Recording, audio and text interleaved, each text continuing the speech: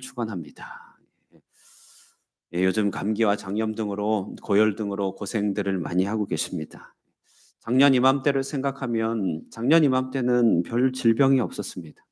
날은 따뜻하고 하늘은 맑고 또 감기 걸리신 분들도 거의 없어서 '아 이곳은 과연 지상 천국인가 보다.' 이렇게 생각했었는데 예 1 년이 지나니 올 3-4 월은 전염병 애들 많이 걸리십니다. 추측해 보건대 인제 원래 환절기이기 때문에 질병에 취약한 시간이기도 하고 아침 저녁으로 여기도 일교차가 좀 있더라고요. 그래서 감기에 약할 뿐만 아니라 우리가 알지 못하는 새로운 변종 바이러스들이 또 있지 않을까. 그걸 굳이 찾아내면은 골치 아프니깐 그냥 그렇게 있지 않을까 싶습니다.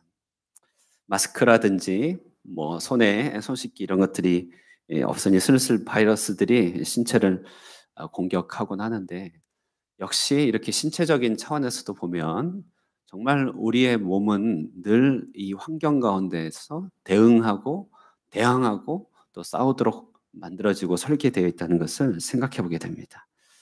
우리는 이렇게 건강과 신체에서도 늘 도전들이 오고 바이러스의 침투들, 또 세균의 침투를 늘 예방하고 방어하고 또 우리 스스로의 면역력으로 이겨내야 되고 그것도 안 되면 건강 약국을 통해 약을 통해서 의료를 통해서 이렇게 대응해야 되는 것이죠. 이처럼 우리는 우리 삶의 모든 영역에서 도전과 응전이 지속되는 전쟁의 삶을 살고 있다는 것은 정말 분명합니다. 신체적인 차원뿐만 아니라 정신적인 차원에서도 그렇고 삶의 많은 시간들은 우리는 늘 도전 가운데 살고 있습니다. 경제적인 부분에서도 꼭 필요한 대응이나 응전을 하지 않으면 상당한 어려움이 이내에 찾아오게 됩니다. 인간 관계에 있어서도 필요한 소통이 부족하거나 적절하게 대응하지 않으면 이내 관계는 소원해지고 관계망에 어려움이 찾아들어 그 사이를 통하여 병든 관계들이 생기게 되죠. 시대가 변해가고 문화가 달라질 때 달라지는 환경의 도전 앞에서 우리가 적절하게 대응하지 못하면 우리 내면은 스스로를 움츠러들게 만들거나 병약해지게 됩니다. 그러므로 삶은 곧 전쟁터다. 삶은 곧 크고 작은 전장을 누비는 전쟁터를 누비는 전장이다. 이렇게 정의를 내려도 결코 과하지 않을 것입니다. 그러므로 이런 전쟁과 응전, 도전과 대응이라고 하는 이런 전쟁과 같은 삶을 가장 포괄적이고 가장 깊은 차원에서 표현한 표현이 있다면 그것은 영적인 전쟁일 것이다라고 우리는 지난 2주간에 걸쳐서 살펴봤죠. 에베소서 6장 10절에서 12절 말씀을 우리 한번 읽어보도록 하겠습니다. 함께 읽겠습니다. 시작. 끝으로 너희가 그의 힘의 능력으로 강건하여지고 마귀의 간계를 능히 대적하기 위하여 하나님의 전신 갑주를 입으라. 우리의 씨름은 혈과 육을 상대하는 것이 아니요 통치자들과 권세들과 이 어둠의 세상 주관자들과 하늘에 있는 악의 영들을 상대함이라. 아멘. 12절에 우리의 싸움은 우리의 씨름은이라고 되는데요. 우리의 씨름 영어로는 struggle 이렇게 되어 있습니다. 그러니까 우리의 투쟁, 우리의 씨름, 우리의 전쟁. 다시 말해 우리의 전쟁의 인생. 그러므로 우리는요. 보이지 않는 세계를 배경으로 한바탕 전쟁을 치르면서 끝까지 살아가야 되는 그런 삶의 숙명, 과제를 부여받은 전투 병사다라고 한다는 사실을 꼭 기억해야 됩니다. 그런 면에서 우리 주먹을 손에 이렇게 한 주먹을 손에 쥐고 서로 쳐다보면서 이렇게 얘기하는 것입니다. 파이팅 이렇게 하는 것입니다. 한번 해보겠습니다. 시작. 예, 파이팅, 파이팅. 자, 이 파이팅 하는데 정말 우리나라 좀 웃기죠? 뭐가 웃기냐면요. 영어로 이거 영어잖아요, 파이팅이요. 근데 막상 영어로 쓰는 사람들은 파이팅이라고 안 하는 거죠. 영국에서 파이팅하면 어떤 느낌인지 제가 예. 싸우자는 거냐? 말은 예. 미국에서도 막상 영어로는 cheer up 이렇게 하죠. 중국에서도 이런 파이팅 같은 거 안 씁니다. 찌아요라고 기름을 주입하다 이런 뜻이에요. 재밌죠? 그러니까 찌아요, 찌아요. 힘내, 열려줄게 이런 뜻이고 이 베트남에서는 꼬렌 이렇게 하는데 무슨 뜻인지 잘 모르겠어요. 근데 힘내 이런 뜻이에요. 꼬렌, 예, 힘내. 우리나라만 유독 파이팅이에요. 그러니까 우리나라가 얼마나 영적 전쟁이 준비된 나라인지 우리 일상화법을 통해서 알 수 있습니다. 아, 정말 준비된 나라예요. 그런 의미에서 다시 한번 우리 스스로를 자각하면서 스스로에게 파이팅 한번 해보도록 하겠습니다. 시작. 예, 파이팅. 예, 파이팅. 네. 제 아내가 굉장히 열심히 하네요. 앞에서 파이팅. 누구한테 파이팅 하는 거예요, 지금요? 예. 예, 순간 제가 좀 쫄았습니다. 예. 자, 이렇게 삶이 연적 전쟁이니까 전쟁 잘해야 된다. 그러려면 완전 무장하고 치러야 된다. 이게 이제 에베소서의 그 결론부의 가르침이죠. 자, 로마 시대 군복을 통하여 잘 무장해야 된다는 것을 가르쳐 준 장면입니다. 저 그림은 로마 그리스 그레코 로만 사회라고 하는데요. 그리스 로마 사회를 합쳐서 그레코 로만 사회라고 하는데 그레코 로만 사회에 점점 발달하는 이 무장을 잘 표현해 주고 있습니다.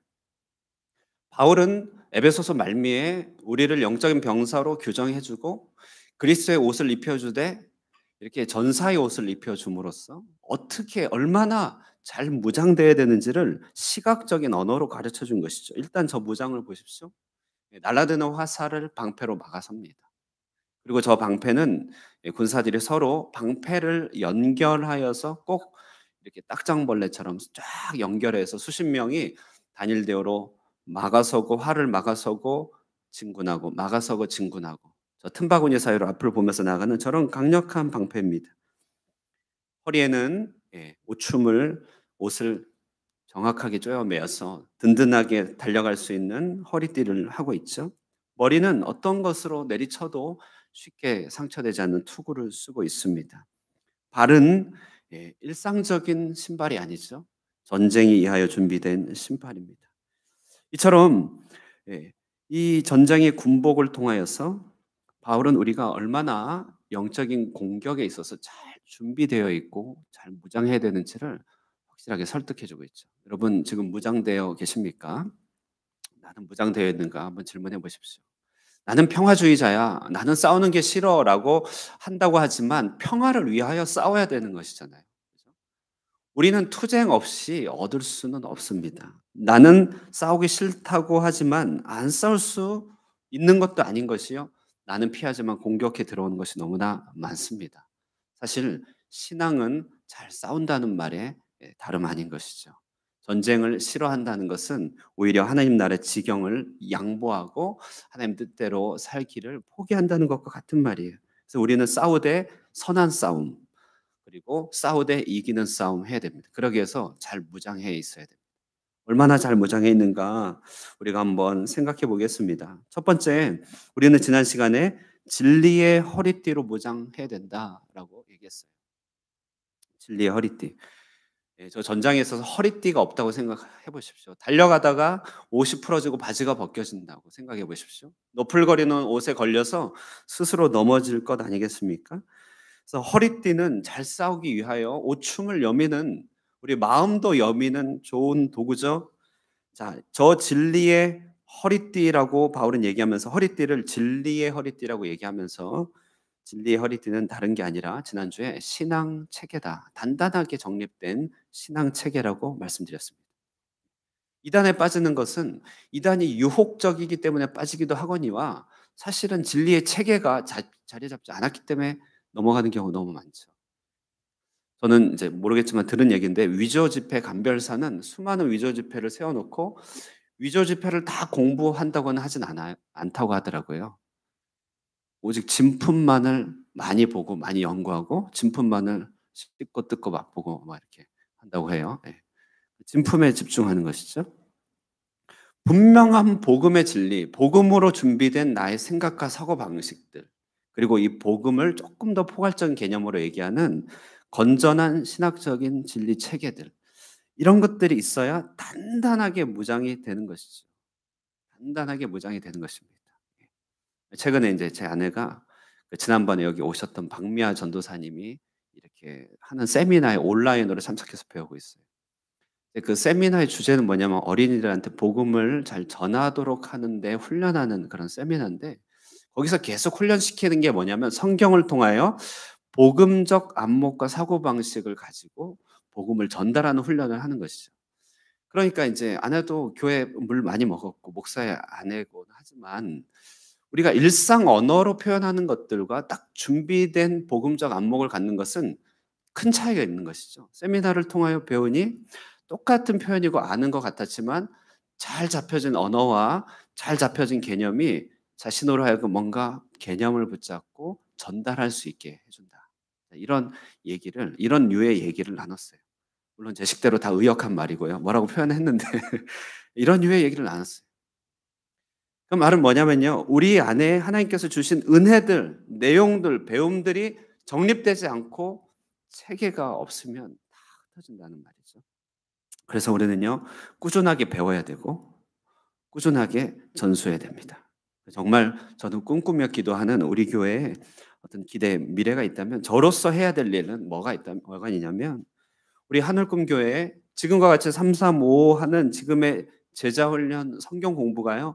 정말 무르익고 넓어지고 깊어지는 것이죠.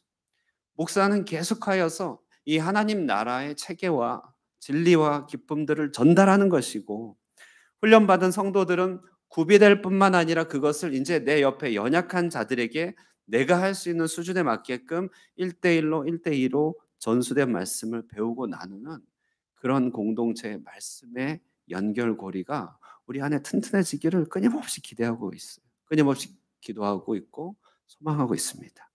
그 가운데 우리가 진리의 허리띠가 아주 굳게 세워진 영적인 군사가 될 것이란 것이죠. 에베소서 4장 11절에서 15절 보세요. 여기 보면 11절에 그가 어떤 사람은 사도로 어떤 사람은 선지자로 이런 표현이 있는데요. 11절은 전부 다 무슨 말이냐면 말씀을 맡은 사역자군이에요. 사도, 선지자, 복음 전하는 자, 목사, 교사. 말씀을 전하는 군입니다. 이 모든 직제가 합쳐서 요즘은 목사와 교사로 양분됐죠. 목사, 교사 그리고 선지자로 크게 보면 3분이 됐는데요. 말씀을 전하는 자가 말씀의 사역을 함으로써 이제 어떻게 되는가? 12절에 이로써 성도가 온전하게 되어서 그 온전함을 통하여서 봉사의 일을 하게 하여 그리스도의 몸을 세우게 된다. 이런 연결고리를 말하죠. 지금 뭐가 보입니까?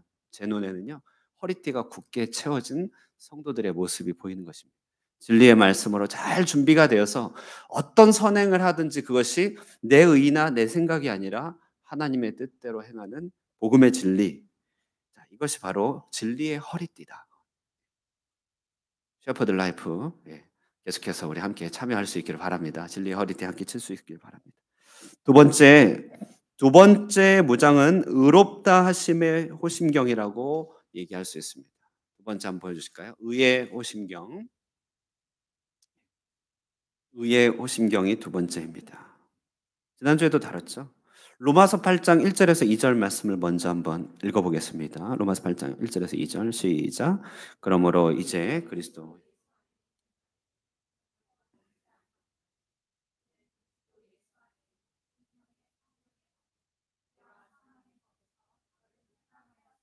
예, 아멘. 예. 첫 번째는 믿음의 뭐죠?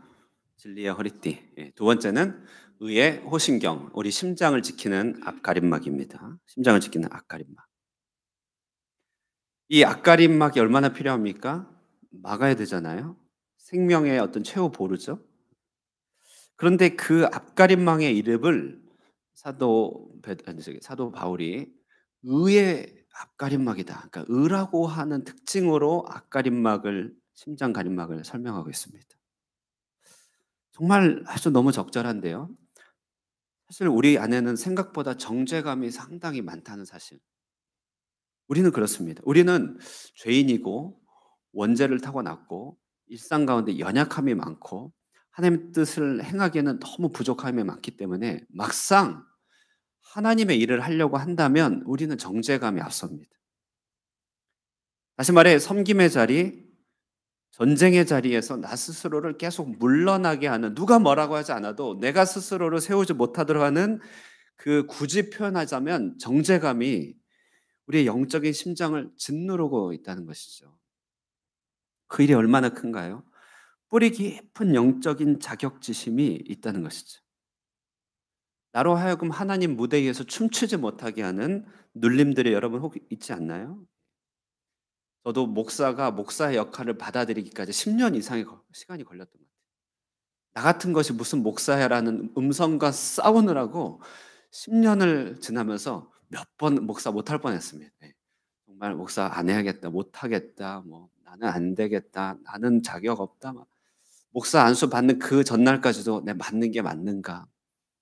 일단 받았어요. 받고 나면은 가야 되는데요. 그게 그렇게 안 되더라고요. 심지어는 중국 상하이에서 담임 사역을 하면서도 '이 길이 맞는가? 내 길이 맞는가?' 그 배경은 뭐냐면요. 하나님 앞에 부족한 내 자신에 대한 정죄감이 그렇게 많은 거죠. 그 가끔 우리 성도님들하고 이야기 나누고 또 여러 가지 인제 이야기 나눌 때 그 얘기를 듣다 보면 가장 그 깊은 곳에 가장 그 떨떠름한 게 뭘까? 주님 앞에 스스로를 세우지 못하도록 하는 그 엄청난 마귀의 속삭임이죠. 정죄감입니다. 참 정말 그렇습니다. 우리 안에 여전히 잔존해 있는 죄가 있고 죄의 힘이 있고 죄책감이 있기 때문에 '내가 어찌 감히'라고 하는 어찌 보면 굉장히 정당한 것 같고 겸손한 것 같은 그런 마음이 있습니다만 사실 그것은요. 자기 의의를 통해서 공격하는 사단의 치명적인 공격입니다. 심장이 약해지는 것이. 주님은 우리를 신부로 선택했습니다. 그런데 우리는 신부될 자격이 없다고 스스로를 하녀로서 살아간다면 나를 부인 삼아 준 우리 주님 보기에는 얼마나 답답한 일입니까? 얼마나 이렇게 눌러세우면서 "뭐 하는 짓이야. 내 부인인데 뭐 하는 짓이야." 이렇게 할 거잖아요. 우리를 아들 삼아 줬고 양자 삼아 줘서 상속자로 불러 줘서 겸상을 하도록 했습니다. 그러나 끝끝내 양자로 부름받았다고 하는 자격지심에 눌려서 부모와 밥상도 나누지 않는다면 얼마나 주님께서 답답하시겠습니까? 이 심장, 나를 주님과 함께 겸상하지 못하도록 하는 이 심장이 우리로 하여금 우리 마음을 냉혈하게 만들기 때문에 의의 호심경이 필요한 것입니다. 정죄감, 죄의식, 자책감, 하나님 앞에 자기 의로서 살려고 하는 모든 이와 같은 우리의 변명들을 온전히 해제하기 위해서, 온전히 고침받기 위해서 우리의 심장을 뛰게 하기 위해서, 보호하기 위해서 우리는 호심경이 필요한데 그 호심경의 이름이 뭡니까? 의의 호심경. 우리를 법적으로 의롭다 하여 주셨다는 선언입니다. 정말 여러분 법이 무서운 것입니다. 법적으로 내 아들이다라면 진짜 아들인 것이죠. 법적으로 혼인 관계에 있으면 혼인인 것이죠. 뭐 더 물어볼 것이 뭐가 있겠습니까? 법적으로 너는 무죄다 하면 무죄인 것입니다. 이것이 바로 의의 호신경이에요. 가슴에 붙여야 됩니다. 여러분은 주님의 하나님의 아들입니다. 여러분은 하나님의 신부인 것입니다. 하나님의 사랑받는 아내이며 우리는 하나님의 상속을 이어받을 하나님의 자녀들인 것이죠. 이 의의 호신경을 붙이고 주님께서 부르실 때는 아멘 하면서 뛰쳐나가야 되는 것입니다. 주님께서 나를 쓰실 때는 할렐루야 하면서 앞으로 나아가야 되는 것입니다. 그렇게 의의 호신경을 붙이고 영적 전쟁해야 되는 줄 믿습니다. 자, 이게 지난주에 살펴봤다면 이제 세 번째 볼 무장은 평안의 복음이 준비한 신입니다. 예, 우리 따라하겠습니다. 세 번째. 평안의 복음이 준비한 신. 시작. 평안의 복음이 준비한 신. 이 세 번째 무장은 굉장히 도전이 되고 실제적입니다. 평안의 복음이 준비한 신. 무슨 의미냐면요. 이런 의미인데 너희의 발걸음은 평안의 복음을 전하는 데 준비되어 있어야 한다. 이런 말이죠. 그 말은요. 너희의 발걸음은 평안의 복음을 전하는 데 준비되어 있어야 된다. 복음 전하기에 준비되어 있는 발을 말하는 것입니다. 복음 전하기에 준비된 발.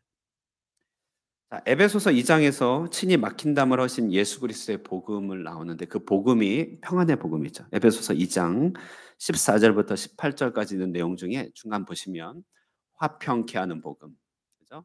평안의 복음입니다. 하나님과 우리 사이에 막힌 담을 허물고 우리와 우리 사이에는 막힌 담을 허물게 만드는 이 복음을 별명을 붙이자면 평안의 복음이라 하는 것이죠. 그런데 우리는요, 저 평안의 복음을 늘 전할 준비가 되어 있어야 된다고 말하는 것이 이것이 우리가 해야 될 영적 무장입니다. 오늘 여러 명 만나시고 많이 걸어가셨을 것이에요. 여러 발걸음들을 행하셨을 텐데 그 발걸음과 행함의 동기와 목적이 혹시 뭐였습니까? 우리의 발걸음의 동기와 목적이 복음을 전하도록 하는 목적이 되어야 된다라고 생각할 때 여러분 받아들일 수 있겠습니까? 그 말이에요. 보십시오. 전쟁에 이기려면은 올바른 지형 지물을 택하여서 올바른 지도에 따라서 가야 됩니다. 경로를 이탈하거나 자기 마음대로 다른 경로를 가다가 어떻게 됩니까? 탈영이 되어서 자국의 사람들에 의하여 총살을 당하거나 적군의 포로로 잡히거나 암구호를 제대로 못 맞추면 죽는 것이죠. 예. 승리를 위해서는요, 허락된 길, 전략상의 길, 준비된 길로 가야 됩니다. 그러니 이 평안의 복음에 준비한 신이라고 하는 것은 내가 복음에 준비되어 있어야 된다는 말이면서 동시에 준비된 복음으로 난 길을 걸어가야 된다는 것을 말해요. 복음을 전하기 위하여 우리에게 허락된 길은 이 땅의 길들 가운데서 이렇게 복음을 위하여 준비되어야 된다는 것입니다. 복음을 전하기 위하여 의도적으로 하루를 걸어가야 된다. 어느 길로 가든지 궁극적으로 나는 평안의 복음을 전달하기 위해서 난 간다. 이것이 평안의 복음에 예비한 신입니다. 주님이 우리를 언제 가장 아름답고 예쁘게 보실까라고 생각할 때 그것은요, 바로 복음을 전하는 순간이죠. 성경에 말합니다. 로마서 10장 15절에 얘기합니다. 읽겠습니다. 다 함께 읽겠습니다. 시작. 보내심을 받지 아니하였으면 어찌 전하리요? 기록된 바 아름답도다 좋은 소식을 전하는 자들의 발이여 함과 같으니라. 예, 완전 무장에 있어서 우리의 발을 복음을 전하기에 준비된 신을 신으라고 얘기하고 있죠. 정말 복음 전하기에 초점과 방향을 맞춰야 된다는 생각을 우리가 잘 가다듬어야 되는 것이죠. 네 번째는 믿음의 방패라고 합니다. 믿음의 방패.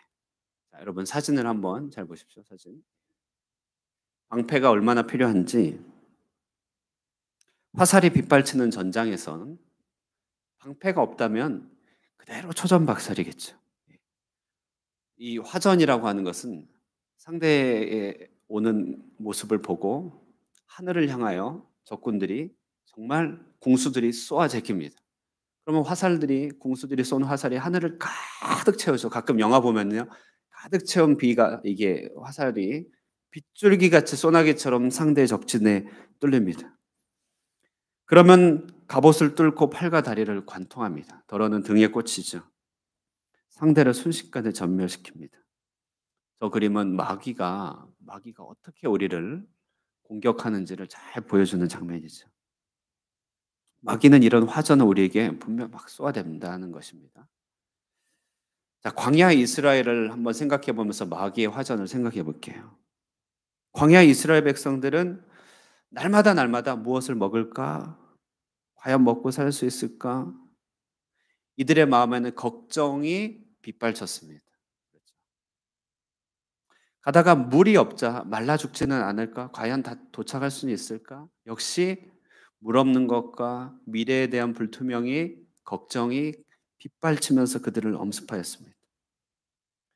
아말렉이 후미를 딱 쳤을 때 그들은 이 뒤 후미가 교란되면서 이기지 못할 두려움에 아주 울부짖었죠.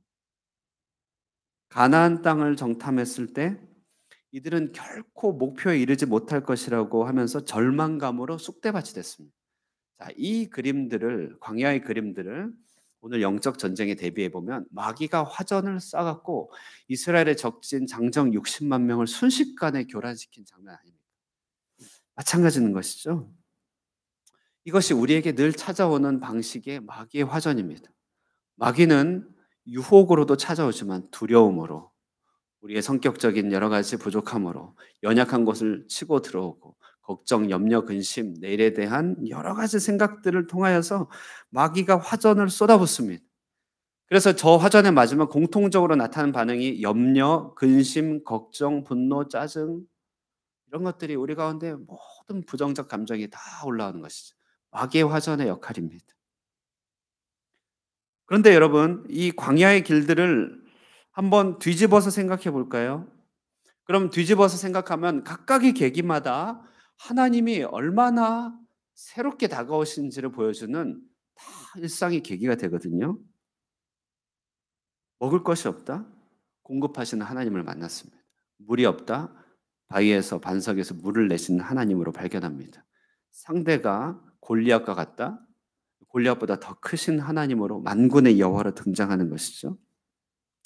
모든 계기마다 하나님의 인도하심과 새로움과 가능성을 보는 계기가 될 수 있는 모든 순간에 방패가 없다면 그 모든 화전을 맞아서 두려움 가운데서 죽게 된다는 것입니다. 정말 오마이갓이죠. 믿음의 방패가 얼마나 중요한지요. 그러므로 믿음의 방패를 우리가 가진다고 한다는 것은 적용적으로 얘기하면 우리 일상의 삶의 주어를 하나님으로 신속하게 바꾸는 것을 말합니다.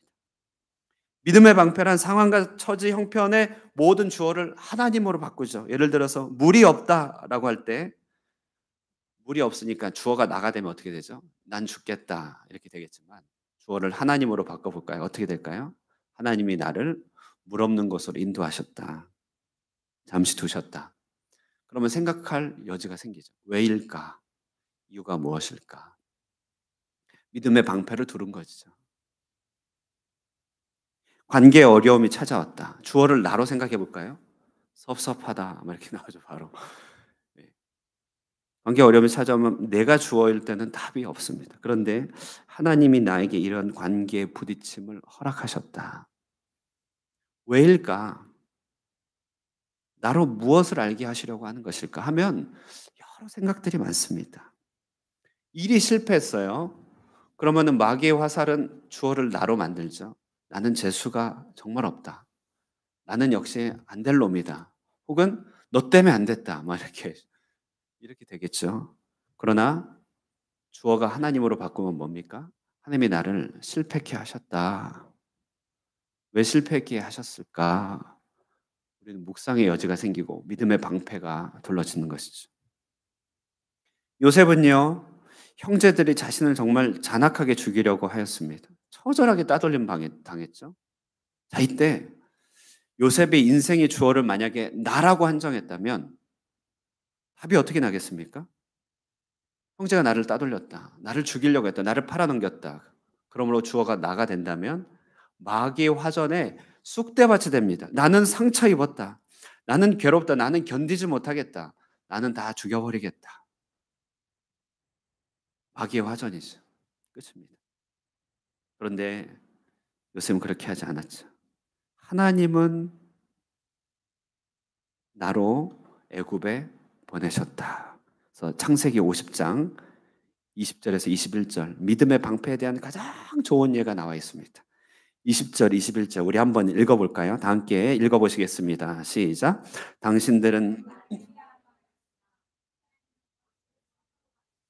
오늘과 같이 많은 백성의 생명을 구원하게 하시려 하셨나니 당신들은 두려움 마소서 내가 당신들과 당신들의 자녀를 기르리이다 하고 그들을 간곡한 말로 위로하였더라. 예, 보세요.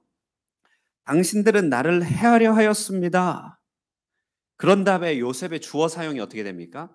해하려 하였으나 바로 주어가 하나님은 그것을 선으로 바꾸사 구원케 하기 위하여 하신 일입니다. 그런 다음에 1절은 하나님께 두고 2절이 나오네요. 2절은 이제서야 나라고 하는 주어를 2절로 가져갑니다. 이건 나라는 주어가 어떻게 배열됩니까?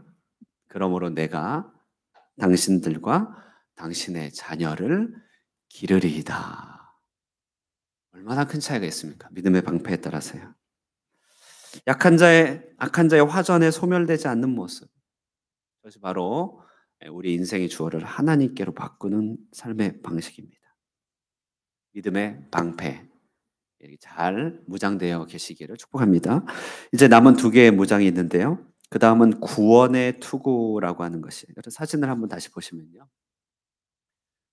투구를 보시면 투구는 유선형으로 잘 만들어져서 어지간한 도끼로 찍어도 머리가 깨지지 않습니다. 왜냐하면 잘 찍어도 정확하게 90도에 맞춰서 머리를 탁 치지 않는 한 비껴나가게 만들어진 것이죠. 머리를 보호하는 투구인데 저 투구의 이름이 구원의 투구다 이렇게 얘기하고 있어요. 머리는 좀 원샷 원킬이잖아요. 그죠? 머리 한 방이면 다 끝나는데 머리를 보호하라. 이게 무슨 말일까? 구원의 투구라고 하는 것은 결국 한마디로 말해 우리의 생각을 지키는 것을 말합니다. 방금 주어를 하나님께로 바꾼다라고 하는 것은 우리의 믿음의 활동이에요. 믿음의 활동이에요. 이것은 정말 주어가 하나님이 된 건 정말 믿음입니다. 그 사람의 믿음의 분량이 얼만큼 주어를 하나님께로 바꾸느냐에 나타난다면 생각을 지킨다는 것은 조금 다른 차원이 있는데 고린도전서 13장 5절에 좀 보시면 이래요. 사랑은 무례히 행하지 아니하며 자기의 유익을 구하지 아니하며 성내지 아니하며 악한 것을 생각지 아니하며 이렇게 돼 있죠. 생각을 지킨다고 하는 것은 마틴 루터의 유명한 말이 딱 그렇습니다. 자 보시면 마틴 루터가 이런 말을 했어요. 새들이 머리 위로 나는 것은 막을 수 없지만 머리에 둥지를 트는 것은 막을 수 있다. 악한 자의 화전을 물리친 믿음의 방패는 주어를 하나님께로 바꿔서 상황을 완전히 재편하는 것이라면 생각을 지킨다는 것은 마귀가 우리 가운데 알을 떨어뜨려 놓을 때 그것이 부화되지 않도록 우리가 적극적으로 노력하는 것을 말합니다. 조금 더 구체적으로 말하면 파괴적인 감정 상태를 불러일으키는 생각의 방식을 바꿔버리는 것이죠. 우리는 메뚜기와 같다. 이스라엘 백성의 생각이었습니다. 메뚜기와 같다는 생각은 그들의 감정을 몰고 옵니다. 어떤 감정입니까? 별의별 감정을 다 몰고 오죠. 예. 열패감, 열등감, 패배감, 절망감. 김문호 목사님이 하면 죄송합니다만 등신감, 쪼다감 뭐 이런 표현을 쓰는 정말 쏙쏙 들어오죠. 그게. 예.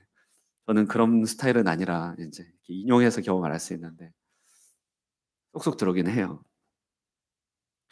무슨 감, 무슨 감, 열등감, 패배감, 무슨 감, 무슨 감, 그죠? 예. 이런 감정이 어떤 생각의 체계 가운데서 그대로 생겨난 감정에 이렇게 작용입니다. 어떤 생각은 나로 하여금 파괴적 감정을 불러일으킨다는 것이에요. 메뚜기와 같다는 생각은 패망의 감정을 가지고 옵니다. 나는 저 세리보다 낫습니다. 라고 하는 것은 나로 하여금 교만한 감, 우월감에 머물게 하는 악한 생각이죠. 주면 여인을 보고 음욕을 품는 자마다 이미 간음하였다. 음란한 생각들, 이미 파괴적인 감정 속에 파고 들어가는 그런 생각의 차원입니다. 그러니까 그런 생각을 보호하라는 것이에요.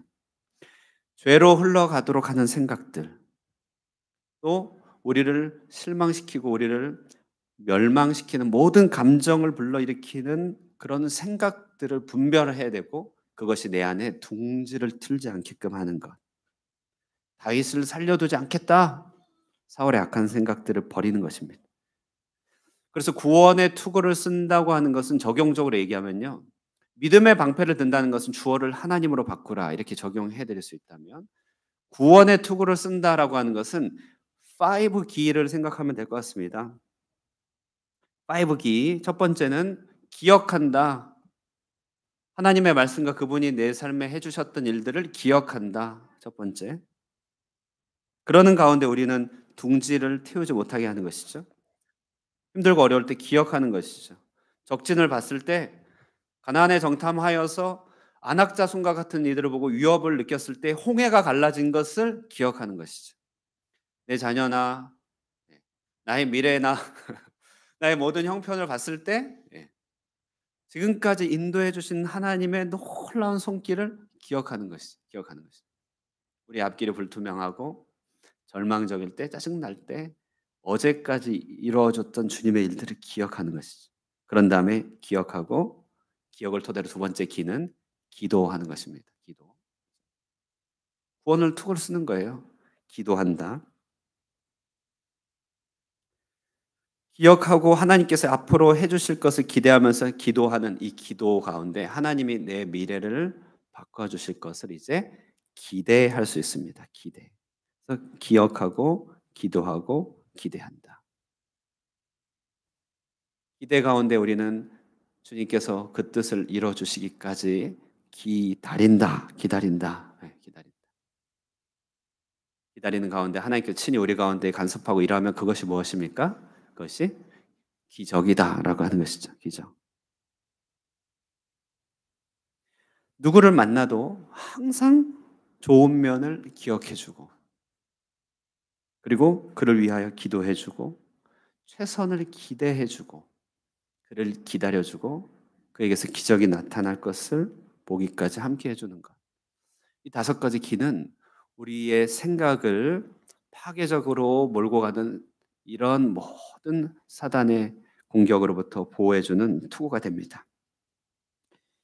이런 의미에서 이 투구를 구원의 투구다. 여기서 말하는 구원은 조금 소망의 의미가 담겨져 있는 투구입니다. 구원의 투구를 다른 말로 번역하면 소망의 투구. 소망의 투구. 하나님께서 이루실 일들을 바라보고 소망하는 투구에서 이 구원의 이 종말적 의미를 갖고 있어요. 그래서 소망의 투구라고 얘기하게 됩니다. 참 그러므로 여러분 이 투구를 잘 쓰시고 우리의 생각들을 다섯 가지 기로 온전하게 정립하면서 구원의 투구를 잘 쓸 수 있기를 바랍니다.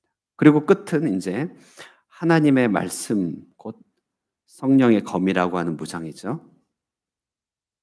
그다음 한번 보여주실까요? 있나요? 예, 없네요. 그 마지막 다시 앞으로 좀. 예, 제가 예. 마지막 무기는 성령의 말씀의 검입니다. 이거는 길게 설명할 필요가 없죠. 적재적소에서 말씀이 떠오르고 영적인 권위, 신적인 권위를 가진 말씀을 휘두를 수 있는 것을 말합니다. 자, 이 마지막 것은 예, 다른 데도 많이 나누니까요. 이렇게 말씀의 검이다. 이게 중요한 무장이다. 이 정도까지만 얘기하고요. 우리 한번 정리해 보면요. 우리는 진리의 허리띠를 띠어야 됩니다. 의에 호신경을 붙여야 됩니다. 의미를 다시 생각해 볼까요? 진리의 허리띠. 아주 건강하고 튼튼한 진리의 체계를 말합니다. 호신경, 예, 뭐죠? 의롭다 여김을 받은 하나님의 법정적 선언을 있는 그대로 받으시는 거죠. 주 안에서 나 예뻐라고 말할 수 있는 것이죠. 주 안에서 나 멋있어라고 말할 수 있는 것입니다. 아멘입니까? 예, 주 안에서 나 예뻐, 나 멋있어. 주 안에서, 주 안에서.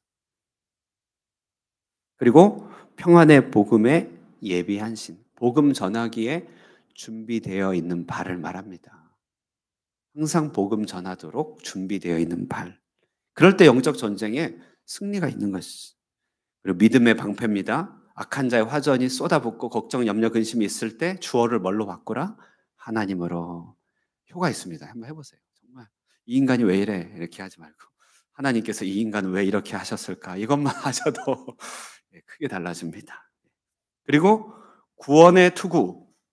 우리의 생각을 정말 조심해야 되는 거거든요. 일단은 팁을 드린다면 다섯 개의 길을 생각하는 것이죠. 기억하고, 기도하고, 기대하고, 기다리고, 기적을 맛보는 것이죠. 다섯 가지 길을 생각하시고, 그 다음에 말씀을 자유제자로 휘두르는 검을 가져야 된다. 이것이 우리의 무장입니다. 말씀을 마무리하면서요. 방금 사진 나왔는데요. 본죽이라고 들어보셨죠? 본죽. 최복희 대표님이라고 제가 중국 상해에 있었을 때 그 5인 중심이라고 하는 건물의 사무실 오피스에 3층에 319호, 321호까지 임대를 얻어서 교회가 있었습니다. 그때 저 맞은편에 3층의 맞은편에 본죽 중국 지사를 내시고 한 번씩 이분이 왔다 갔다 하시면서 주일에 출장이 끼면 이렇게 꼭 제가 목회했던 교회에 들려오셔서 같이 예배를 드리고 말씀하셨어요. 저는 저분이 엄청나게 많은 일을 하는지 그때는 몰랐습니다. 몰랐는데 이분이 결혼을 하고 사업을 크게 벌여 성공했다가 IMF를 맞아서 완전히 망했습니다. 완전히 망해서 부모님의 재산, 모든 재산까지도 모두 넘어가게 되어서 완전히 절망에 빠졌죠. 이길 수가 없었고 너무 절망스러운 상황이 너무 눌려서 그녀는 정신병원에 입원되기도 했었습니다. 오랜 시간 동안 정신병원에 입원하면서 창살 바깥에 보이는 십자가를 보면서 그렇게 눈물 흘리면서 기도를 많이 했다고 해요. 그러는 사이에 남편은 양복을 입고 출근을 하면서 호떡 장사를 하고 있었습니다. 자신도 이제 태어나고 나서 도저히 안 되겠다 싶어서 숙명여대 앞에 500원짜리 호떡 장사를 함께 하게 되었죠. 그러나 그 호떡 500원짜리 하나 팔리는 것조차도 하나님 손에 달려 있음을 처절하게 체험을 하면서 하나님 앞에 서게 되었습니다. 다른 곳에 취직하고 또 퇴사를 몇 번 반복하다가 우연히 죽집을 대학병원 앞에 열었는데, 그때는 유행이었고 트렌드가 아니었는데 시대를 너무 잘 만난 것이었습니다. 웰빙의 시대, 누가 돈 주고 죽을 사 먹냐 하는 시대에 그때의 시대를 정말 잘 만나서 엄청나게 확장이 되어서 이제 본죽이라고 하는 이름으로 경영을 하게 됐죠. 그래서 주께서 주신 은혜와 감사를 바탕으로 본죽을 만들고 거기에 재단을 몇 개 만들어서 본사랑재단, 본미션 등의 재단을 만들어서 설립하여 재단을 통하여서 많은 사랑을 전하는 일을 하였습니다. 그런데 이 일이 누군가의 제보로 배임과 유용의 혐의로 검찰에 고발이 된 것이에요. 수많은 가맹점주들의 그 여러 이익분을 왜 마음대로 그렇게 하느냐 이거죠. 수차례 법원에 오가면서 덜덜 떨면서 법원에 오가면서 그 시간들이 얼마나 힘들었는지, 아마 그렇게 힘들었을 때 그때 상해를 오셨던 것 같아요. 전혀 몰랐는데.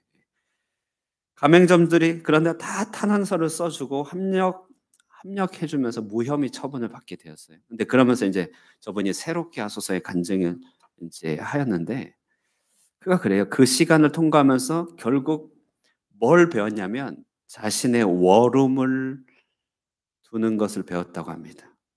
자신의 시간과 공간 가운데 워룸, 전쟁의 방을 만든 것이. 워룸은 원래 지하 벙커에서 전쟁을 지휘하는 지휘 통제소를 말하죠. 워룸.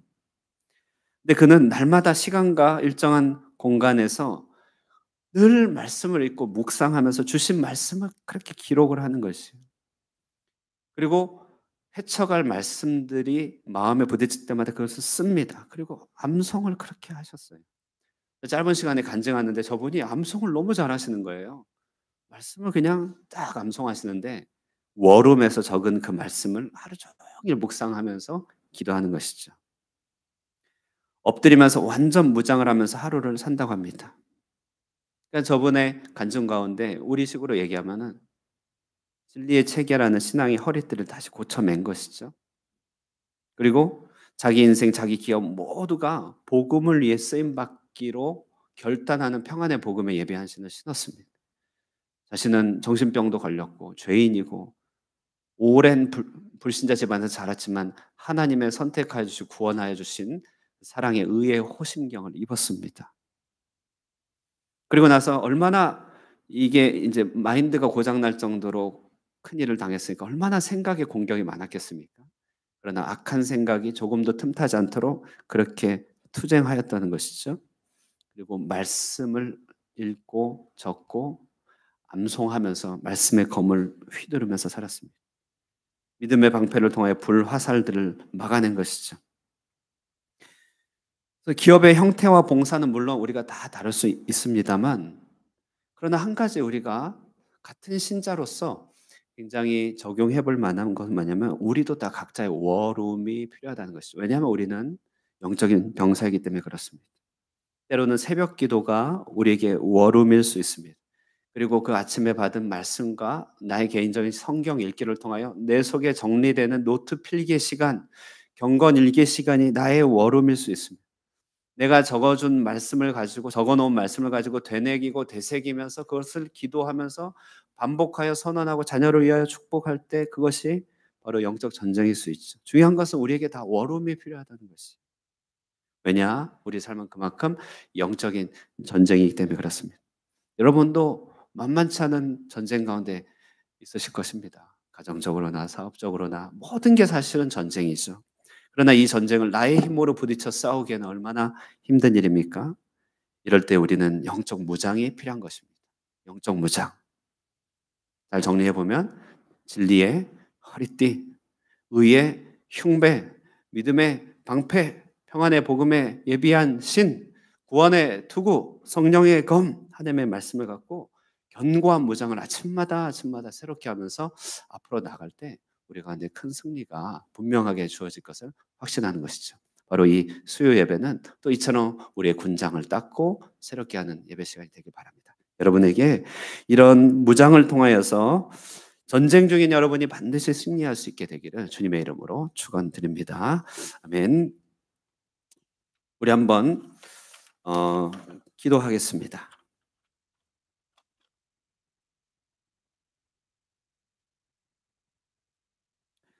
우리 먼저 기도하실 때요,